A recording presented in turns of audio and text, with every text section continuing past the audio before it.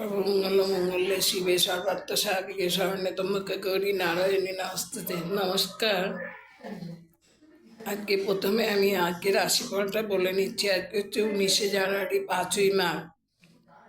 মেষ উদ্বেগ, বিশ্ব মামলায় জয়, মিথুন বন্ধুর সাহায্য লাভ, কর্কট অভিনয় সাফল্য, সিংহ চারুকলায় সুফল, কন্যা স্বীকৃতি লাভ, তুলা জ্ঞাতি বিরোধ, বিচ্ছিক স্বপ্নপূরণ, ধনু ব্যবসায় জটিলতা, মকর আর্থিক অবনতি, কুম্ভ উৎসাহ বৃদ্ধি, মীন উৎসবে অংশগ্রহণ। আজকে আমি হাতে রেখা সম্পর্কে কিছু বলবো। আয়ুরেখা, এটা হচ্ছে আয়ুরেখা।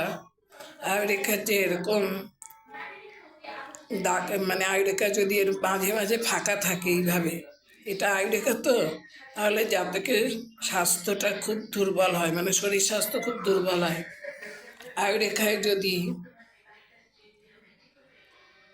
শৃঙ্খলাকৃতি থাকে, মানে শৃঙ্খলের মতো থাকে, তাহলে বিরক্তিকর অসুখে ভুগবে, জাতক বিরক্তিকর অসুখে ভুগবে।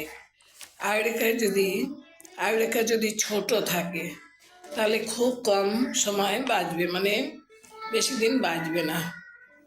এই যে আয়ুরেখাটা ছোট দেখতে পাচ্ছেন তো, এই যে আয়ুরেখাটা ছোট,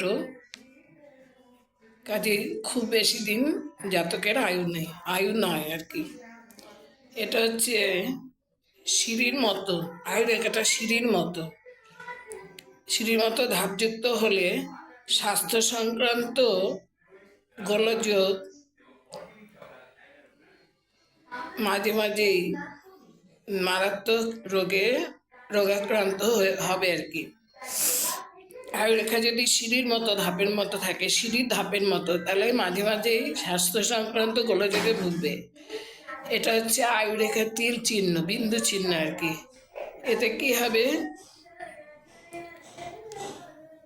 বিন্দু চিহ্ন হলো